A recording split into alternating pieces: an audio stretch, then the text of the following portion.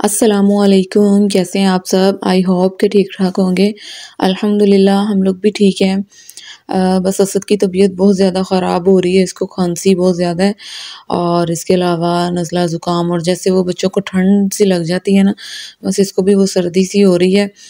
तो काफ़ी ज़्यादा मेडिसिन्स मैंने इसको दी हैं लेकिन इसको आराम भी नहीं आ रहा, पता नहीं क्या मसला बन गया, साँस लेने में भी प्रॉब्लम हो रही है।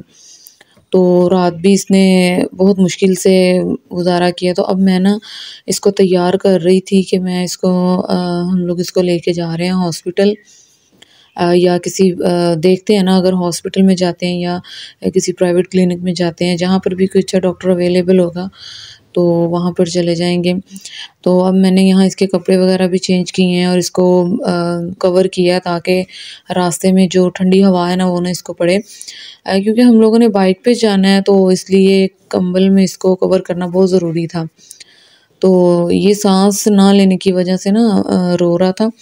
लेटता है ना तो तब इसको ज़्यादा प्रॉब्लम होती है जब ये लेट जाता है, तो उठाने से काफ़ी बेहतर हो जाता है। तो बस अब हम लोग निकलने ही वाले थे, इसको मैंने तैयार वगैरह कर लिया था। तो अब मैं यही सोच रही थी कि रास्ते में जो है ना इसको कोई मसला ना बन जाए, तो इसलिए थोड़ी-सी धूप का भी इंतज़ार कर रहे थे। सर्दी भी थोड़ी कम हो जाएगी, तो इसलिए और अली कह रहा था जी मैंने साथ ही जाना है, तो इसलिए फिर अली को भी साथ लेके जा रहे हैं, नहीं तो ये फिर रोता रहेगा पीछे या फिर बाहर निकल जाएगा तो फिर इसका ख़्याल जो है ना वो करना मुश्किल हो जाता है। तो इसलिए मैंने कहा चलो बेटा तुम भी साथ चलो फिर, तो इसलिए अब उसको भी साथ लेके जा रहे थे हम लोग। तो बस यही है सर्दी में बच्चों को बचाना पड़ता है। बचाती तो मैं हूँ लेकिन पता नहीं फिर भी क्या, असद तो वैसे भी बेचारा सारा दिन लेटा रहता है, तो इसलिए धूप वगैरह में भी इसको लेटाती हूँ। सर्दी है ना तो धूप की जो शुआएँ हैं, सूरज की जो शुआएँ वो भी सुबह-सुबह की जो है वो बहुत अच्छी, वो भी मैं इसको दे रही हूँ। लेकिन फिर भी पता नहीं क्या मसला है। तो यहाँ पर डॉक्टर के क्लिनिक में हम लोग आ गए थे, एक प्राइवेट क्लिनिक ही था, ये भी काफ़ी अच्छे डॉक्टर हैं। तो इनके पास हम लेके आए थे, तो उन्होंने बोला था कि आप ना इसको यहाँ लेटा दें ताकि मैं इसको अच्छी तरह चेक कर लूँ। तो जब उन्होंने इसकी ऐज के बारे में पूछा ना तो कह रहे थे कि ये लगता तो नहीं है। मैंने बताया था ना कि ये 2 साल का हो गया है माशाल्लाह और तो बस इसकी हाइट ऐसी है, तो वो काफ़ी परेशान हो गए थे। तो फिर उन्होंने कहा कि आप इसको वहाँ पर लेटाएँ, मैं इसको चेक करता हूँ। तो मैंने यहाँ लेटाया और ये बार-बार मुझे आवाज़ दे रहा था क्योंकि ये डर रहा था ना। अब इसको इतना पता है क्योंकि डॉक्टर्स वग़ैरह हाथ इस तरह लगाते हैं, तो उनके हाथ लगाने से इसको जो है ना वो बहुत ज़्यादा पेन होती है, तो इसलिए ये डर रहा था। तो यहाँ पर इसको ना नेबुलाइज़ करने के लिए ना इसकी नोज़ को क्लीन किया जा रहा था ताकि वो फिर अच्छे से हो जाए। तो ये मेडिकल स्टोर वग़ैरह भी पास ही था, इस यहाँ से हमने वो ले ली थी, मेडिसिन ले ली थी असद की।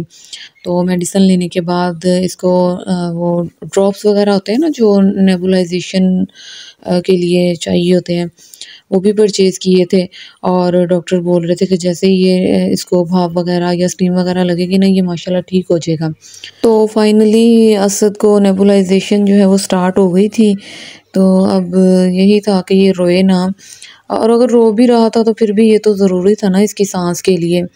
तो वैसे घर पर भी हमारे पास जो हो सका था हमने वो किया था, लेकिन फिर भी ना यही फ़ील हो रहा था कि डॉक्टर को चेक करवाना बहुत ज़रूरी है।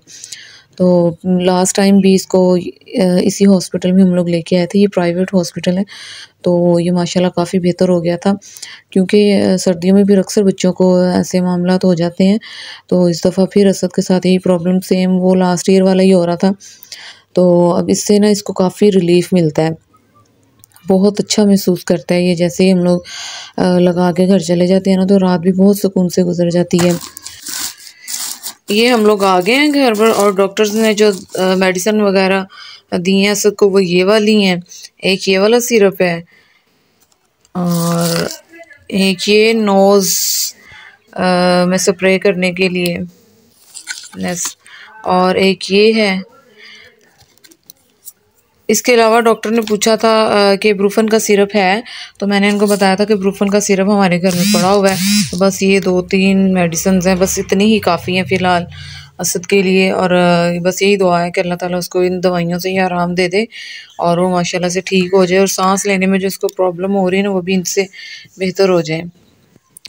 तो आप सब भी दुआ कीजिएगा असद के लिए और सब बच्चों के लिए कि अल्लाह पाक सब बच्चों को सही रखे और ये सब की जो भी हैं ये सर्दी वगैरह का मौसम ये सब का सही गुजर जाए, क्योंकि सर्दियों में बच्चों को बहुत से मसाइल हो जाते हैं। तो इसलिए असद अब अली भी खांसी कर रहा था, अली को भी यही वाली मेडिसिन दूंगी, इंशाल्लाह ठीक हो जाएगा।